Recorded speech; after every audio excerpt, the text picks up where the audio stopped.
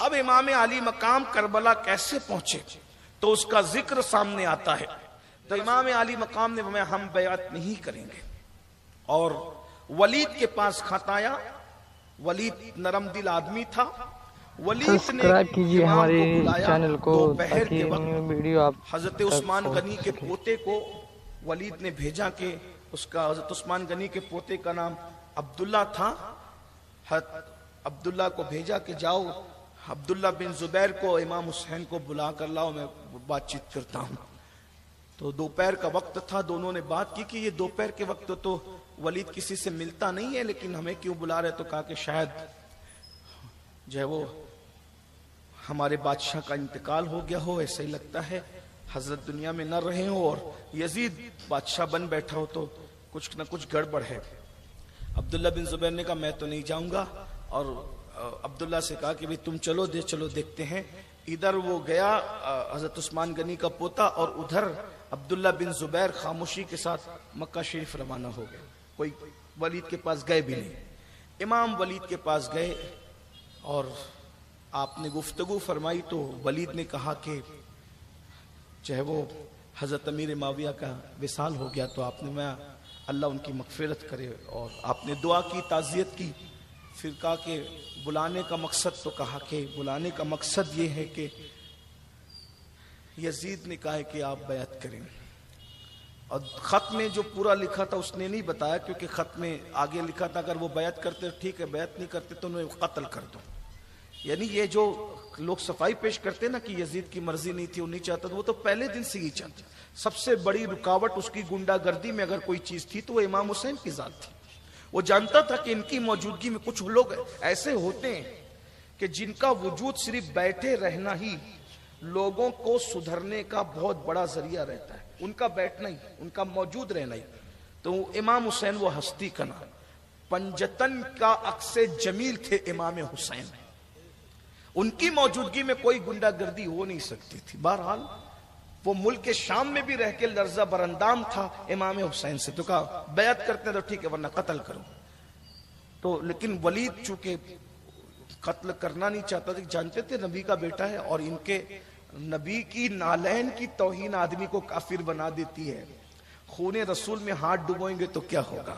فتاوی عالمگیری میں جس نے نبی کی نالین کی توہین کی, نبی کی جوتی کو استغفر اللہ معاذ اللہ جتڑی کہہ دیا, وہ کافر ہوگا. نبی کے موئے مبارک کی جس نے توہین کی وہ کافر ہوگا. غور فرمائے تو حسین ابن علی کی شہادت میں جو خون میں انگلیاں ڈبوئے گا اس کا کیا حال ہوگا. تو بہرحال تو ولید یہ اپنے سر نہیں لینا چاہتا تھا, ہوشیار آدمی. اس نے کہا ٹھیک ہے آپ بیعت کر لیں. تو آپ نے فرمایا میرے جیسا آدمی ایسے چھپ کے بیعت نہیں کرے گا, آپ اعلان کرو باہر پھر بات ہوگی. میں ایسے چھپ کے بیعت کرنے والا آدمی نہیں ہوں, خاموشی میں سودے نہیں کرتا. تو انہوں نے کہا ٹھیک ہے اچھا آپ جائیے تو پھر بات کرتے ہیں. تو آپ نے فرمایا اچھا میں چلتا ہوں. تو مروان وہاں بیٹھا ہوا تھا. مروان نے کہا ان کو جانے مت دے, قتل کر. اگر یہ یہاں سے چلے گئے تو دوبارہ تو ان کو نہ پائے گا. امام نے رک کر, علی کا بیٹا تھا, فاتح خیبر کا بیٹا, بہادری اور خون, پھر اللہ اکبر, جہاں خون رسول اور شیر بطول آپس میں جب ملتے ہیں تو اس مجمع البحرین کو حسین ابن علی کہتے ہیں. تو آپ رک گئے. قتل کی بات سن کے کہا کہ ولید تو قتل کرے گا کہ یہ قتل کرے, یہ بہادری ہے رسول اللہ کے خون میں, تو قتل کرے گا کہ یہ قتل کرے گا. کہا وہ تیرے باپ پر رسول اللہ نے لعنت فرمائی, تو مجھے قتل کی دھمکی دیتا ہے, میں ایسے نہیں کروں گا. اور اس کے بعد ولید نے کہا کہ آپ تشریف لے جائیں, امام یہ اس کی بات نہ سنے. اور اس کے بعد آپ تشریف لے گئے. تو مروان نے کہا کہ تو انہیں اب قتل نہیں کیا نا تو اب تو ان پہ قابو نہیں پائے گا. تو اس نے کہا مروان تیرا برا ہو کہ تو مجھے رسول اللہ کے شہزادے کو شہید کرنے کی بات کرتا ہے. میں حضور کا کلمہ پڑھتا ہوں, میں اس کو شہید کروں گا, اس کو قتل کروں گا, میں مجھ سے نہیں ہوگا. اور مروان چونکہ مخبر تھا یزید کا, اس نے پھر یہ بات لکھ بھیجی کہ انہوں نے نرمی سے کام لیا. بعد میں پھر ولید کے ساتھ بہت معاملات بھی ہوئے اور امام علی مقام گھر آئے. اور آنے کے بعد آپ کی شکل پر کچھ آثار تھے. تو حضرت غازی عباس سرکار نے اور دیگر لوگوں نے پوچھا کہ امام کیا بات ہے, چہرے پہ کچھ آثار دیکھتے. تو کہا کہ حضرت امیر معاویہ دنیا سے چل بسے, यजीद बादशाह बन बैठा और वो बैत तलब करता है, हमने बैत नहीं करना। कहा हुक्म क्या है? कहा मदीना छोड़ देंगे, हम दीन के साथ खिलवाड़ नहीं होने देंगे, मदीना छोड़ देंगे लेकिन दीन की हिफाजत करें। अच्छा तो फिर क्या हुक्म है? तो कहा कि तैयारी करो, हम मदीने से निकलेंगे, यहां से कहां जाना है? कभी इसका कोई अता पता नहीं, कहां जाएंगे देखेंगे, अभी तैयारी करो। अहले मदीना को जब पता चला कि इमाम मदीना छोड़ते हैं, मदीने की सारी औरतें इमाम के हरम में जमा है और बीबियों से कहती है कि आप लोग ना जाएं, मदीने की असल रौनक तो आप लोग, हुजूर की यादगार तो आप लोग, सब कुछ तो मदीने में आप लोगों का, आप कहां जाते हो? और खवातीन रो रही हैं, सैदानियों को समझाती हैं, लेकिन वहां तो ये है कि हम तो अपने मामलात के मालिक नहीं है, हमारा बादशाह तो हुसैन है, वो जो कहेंगे हम वही करेंगे।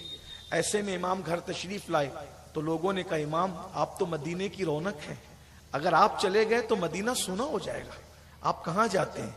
इमाम ने फरमाया मेरी जिम्मेदारी है, मेरे नाना ने मुझे इसी दिन के लिए पाला था, मैं अपनी जिम्मेदारी पूरी करूंगा।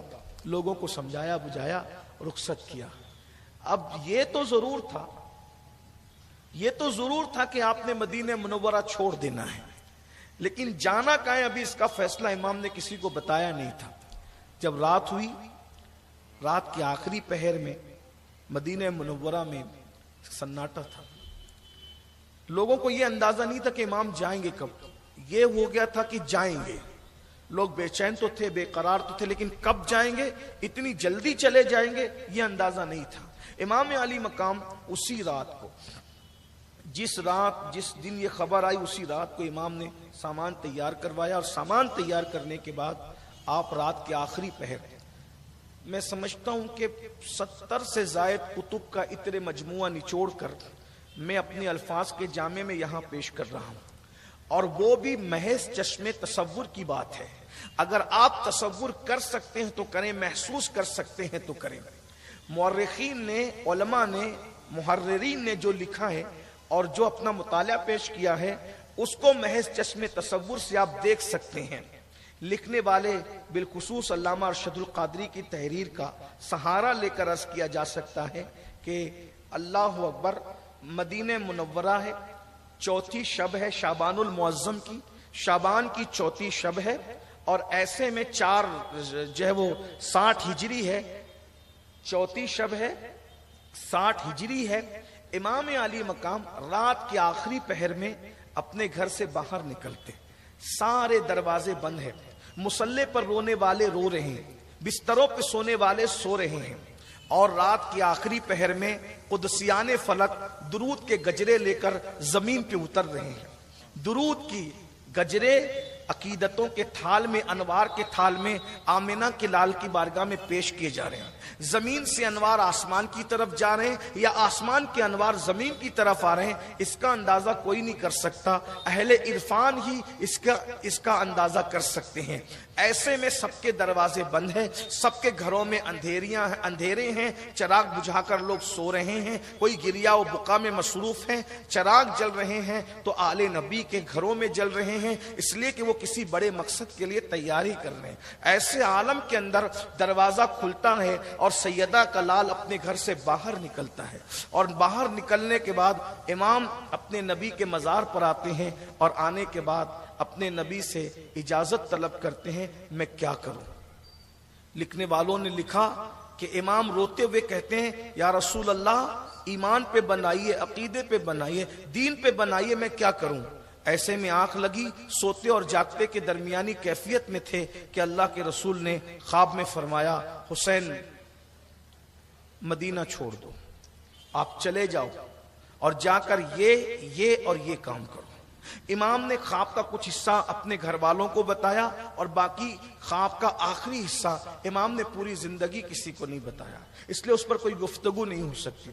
अलबत्ता ये था करना क्या है, अल्लाह के रसूल ने फरमाया। जब अल्लाह के रसूल अलैहिस्सलाम ने हुक्म फरमाया कि तुम्हें चले जाना है यहाँ से, तो आकाए करीम के हुक्म पर इमाम घर गए और जाने के बाद फरमाया कि हुक्म हुआ है कि मदीना छोड़ देना है, आका का हुक्म है।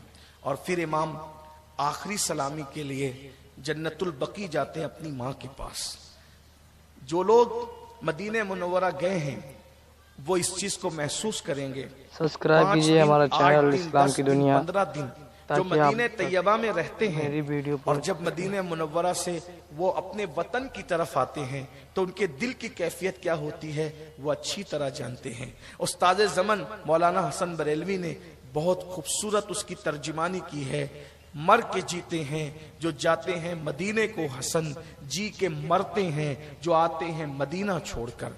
ये वो लोगों का मदीना छोड़ना है जो मदीने में 5 दिन, 8 दिन, 10 दिन, 15 दिन, महीना रहते हैं, जिसका सब कुछ मदीने मुनव्वरा में था, जिसने आंखें खोली थी तो मदीने मुनव्वरा में, जिसकी माँ का मजार भी मदीने मुनव्वरा में था, जिसके बड़े भाई का मजार भी मदीने मुनव्वरा में था, जिसकी नानिया भी मदीने मुनव्वरा में थी, जिसका नाना भी मदीने मुनव्वरा में था, जिसकी दादी भी मदीने मुनव्वरा में थी। हाँ, जिसका सब कुछ मदीने मुनव्वरा में था, वो पैदाइशी मदनी था। मदीने मुनव्वरा ही में उसे घुट्टी दी गई थी, मदीने मुनव्वरा ही में उसे कंधों पे उठाया गया था, मदीने मुनव्वरा ही में उसकी शादी भी हुई थी, मदीने मुनव्वरा में भी उसका चलना फिरना था। आज मदीने का अस्ल वारिस रसूलुल्लाह का अस्ल जानशीन, अपने जमाने का, अपने दौर का और अपने दौर के बाद क़यामत तक हर दौर का रसूलुल्लाह का अस्ल तरीन जानशीन, अपनी माँ से आखिरी मुलाकात यानी माँ के मजार पर सलाम करने के लिए जब बकी शरीफ में आता है, तसव्वुर करने वाले तसव्वुर कर सकते हैं। अहले इरफान ये बातें करते हैं, जन्नतुल बकी में एक सन्नाटा था और सांसों की आवाज भी सुनी जा सकती थी। ऐसे में सैयदा का लाल लात के आखिरी पहर में अपनी माँ की कब्र पर आकर अपनी माँ को आखिरी सलाम करता है। जज्बात का तलातुम क्या था ये तो मौला हुसैन ही जाने। बस इतना जानते हैं कि मेरे इमाम ने माँ को सलाम किया, खुदा जाने सैयदा के मजार में क्या कैफियत हुई होगी। मेरे इमाम ने अपनी अम्मी से कहा होगा, माँ जिस बेटे को आपने दूध जिस मकसद के लिए पिलाया था, आज आपका वो बेटा हमेशा के लिए मदीने को छोड़कर उसी मकसद के लिए जा रहा है। माँ लोगों को तो ये कह के जाना है कि मैं कहीं जा रहा हूँ, लेकिन असल बात तो यही है मैं करबला जा रहा हूँ। माँ मैं जा रहा हूँ लेकिन दोबारा फिर कभी लौट के नहीं आऊंगा। आपकी हमारी मुलाकात मैदान महशर में होगी। माँ मैं जा तो रहा हूँ लेकिन दुआ कर दो। जिस बेटे के साथ माँ की दुआएं होती है वो बेटा कभी भी शिकस्त खुर्दा नहीं होता बल्कि वो कामयाब होता है। माँ दुआ करो कि जब अली अकबर के सीने पे घोड़े दौड़ रहे हों तो तुम्हारा हुसैन जमीर का सौदा न करे। जब अली असगर मेरे बाहों में दम तोड़ रहा हो उस वक्त माँ मैं अपने जादे मुस्तकीम से हटने के लिए तसव्वुर भी न कर सकूं। माँ मेरी इस्तिकामत के लिए दुआ करना। माँ मैं जाता हूँ, माँ मैं फिर कभी वापस नहीं लौटूंगा मदीने की तरफ। किस तरीके से कहा होगा और क्या क्या अर्जियां पेश की होगी और जो जज्बात का तलातुम किन बुलंदियों पर होगा ये तो मेरा मौला हुसैन ही जाने। लेकिन अहले दिल ने हमें सीना बसीना जो बातें मुंतकिल की वो इतना ही है कि जब इमाम ये अर्जियां पेश कर रहे थे तो ऐसा लगता था जैसे फरिश्तों की चीखें निकल रही हैं। ऐसा लगता था कि अल्लाह अकबर, अहले बकी की कब्रों पर एक कैफियत तारी है। इमाम ने अपनी माँ से इजाजत ली सैयदा मखदूम कायनात से और उसके बाद फिर अपने बड़े भाई इमाम हसन की कब्र अक़दस को चूमते और अर्ज मारूज करते हुए फिर अपने नाना के मजार पर आए। हुसैन अपने नाना के मजार पे तशरीफ लाते हैं। अल्लाह अकबर। एक दिन वो था, एक दिन वो जिस दिन अल्लाह के रसूल आए थे तो सनियतुल वदा में ये आवाज गूंज रही थी, तलअल बद्रु अलैना मिन सनियातिल वदाई वजबा शुक्र अलैना मा दआ लिल्लाहि दाई। मदीने मुनव्वरा में सबसे ज्यादा खुशी का दिन था वो दिन था जब अल्लाह के रसूल रबीउल अव्वल की 12 तारीख को पीर के दिन अल्लाह अकबर मेरे आका मदीने मुनव्वरा में कदम रंजा हुए थे। और आज सबसे ज्यादा गम का और दुख का दिन था کہ رسول اللہ آئے تھے اور آج حسین حضور کا وارث آج ہمیشہ کے لیے دین کی حفاظت کے لیے مدینے کو چھوڑ رہا تھا۔ حسین نانا کے مزار پر آئے۔ اہل دل اہل عرفان بتاتے ہیں، تصورات کی دنیا میں ہم سوچتے ہیں تو پتہ چلتا ہے حسین نے اپنے نانا کے مزار سے لپٹ کے کہا ہوگا، نانا جان آج آپ کا حسین جس پر آپ نے اپنا بیٹا قربان کر دیا تھا، ابراہیم جیسا بیٹا جس پر آپ نے قربان کیا تھا، آج اس قربانی کا حق ادا کرنے جا رہا تھا۔ نانا جان جس کو چومتے تھے، جس کو سونگتے تھے، نانا جان جب حسین کہتا تھا کہ نانا مجھے سواری چاہیے تو آپ اس کی سواری بن جاتے تھے۔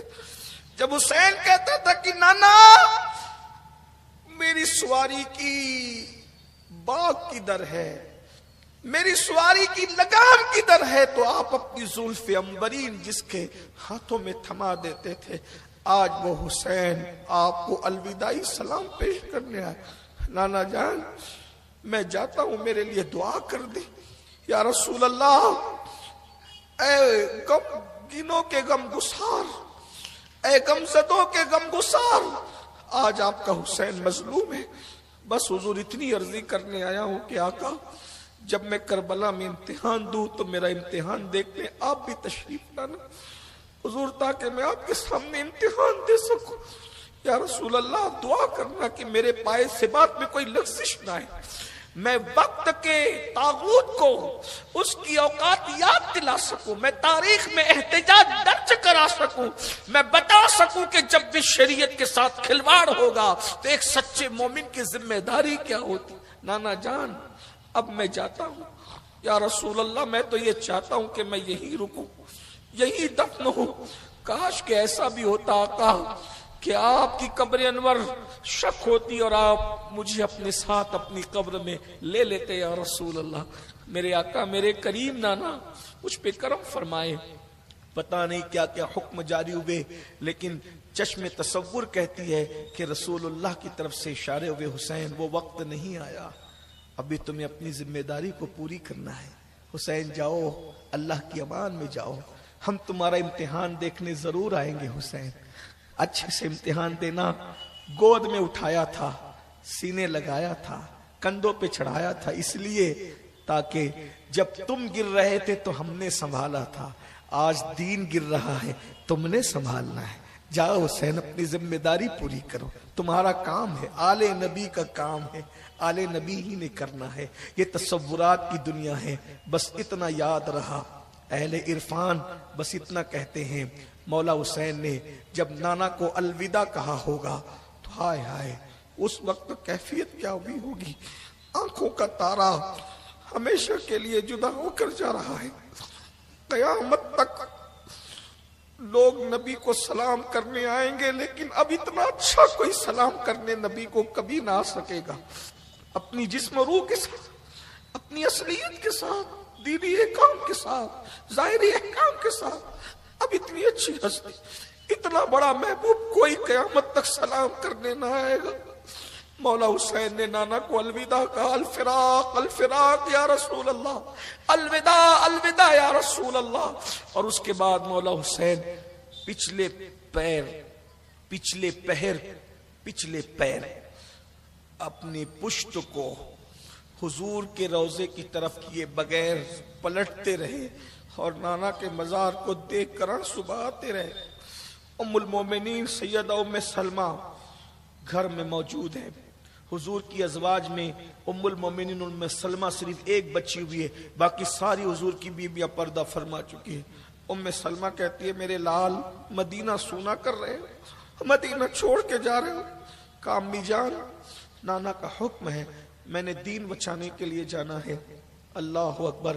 ام المومنین نے کہا اگر ایسی بات ہے تو ایک کام کرو، بیویاں چھوڑ کے جاؤ، بچے چھوڑ کے جاؤ، تم لوگ مرد چلے جاؤ۔ عرض کی امی جان نہیں، مجھے یہ حکم ہے کہ میں بیویوں کے ساتھ جاؤں، انہیں بھی قربانی دینا ہے۔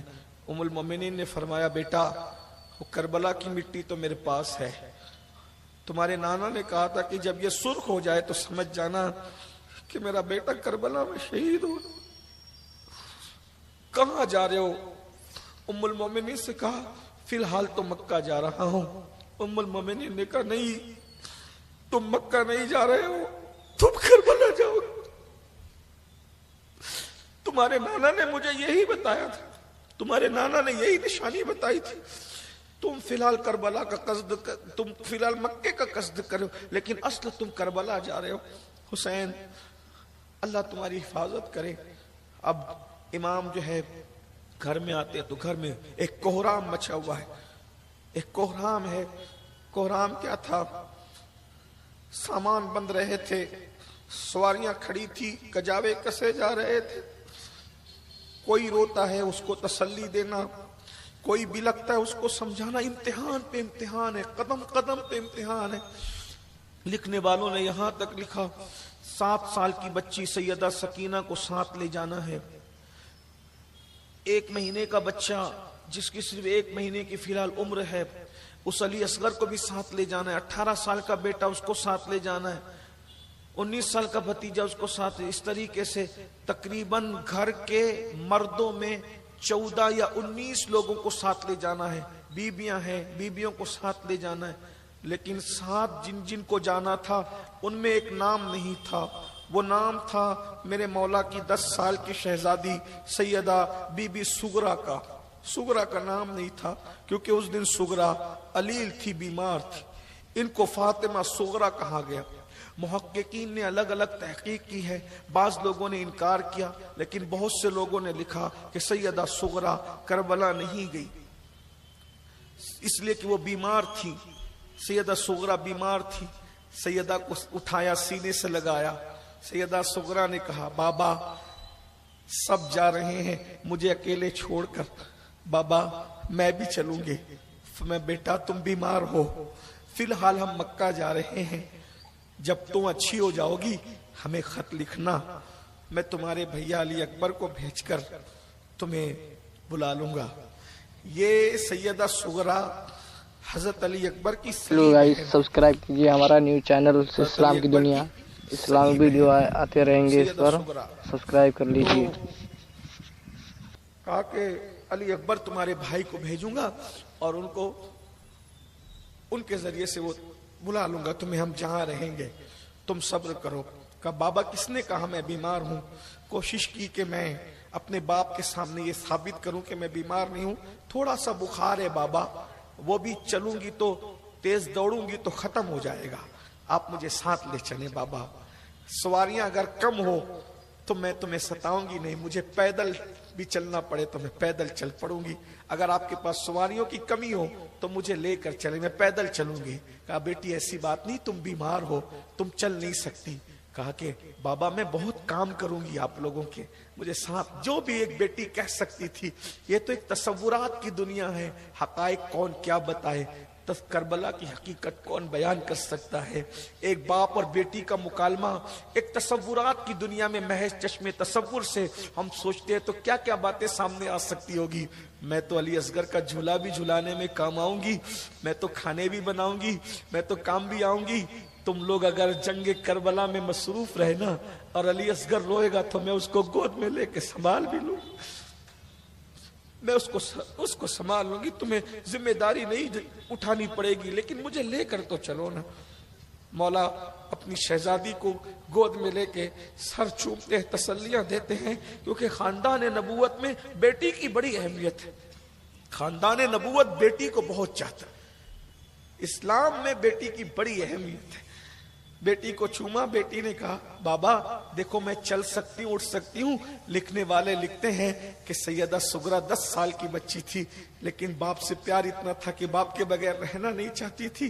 کہا دیکھو بابا میں اٹھ کے کھڑی ہوں اور مجھے بخار بہت تھوڑا سا ہے، کئی دن کی بیمار تھی. پوری طاقت کو اکٹھا کیا، سغرا اٹھ کر کے کھڑی ہونے لگی. جیسے ہی کھڑی ہونے لگی دھڑام سے نیچے گر گئی. لکھنے والا لکھتا ہے کہ بیماری جیت گئی. نبی کی سغرا ہار گئی، سغرا ہار گئی. بابا نے کہا بیٹا ہم تمہیں بلا لیں گے، وعدہ کرتے ہیں، خط لکھنا، جب اچھی ہو جاؤ تو خط لکھنا، ہم تمہیں بلا لیں گے. اور اس کے بعد اب اٹھنے کی بھی طاقت نہ رہی. ایسے میں सरकार इमाम ने बेटियों का, बेटी अब बहुत बातें न करो। जिस बेटी से बहुत बातें करते थे, सैयदा सुगरा से बहुत बातें करती थी सुगरा अपने बाबा से, लेकिन आज एक बाप अपना दामन छुड़ाकर अपनी जिम्मेदारियों की तरफ बढ़ते हुए कहते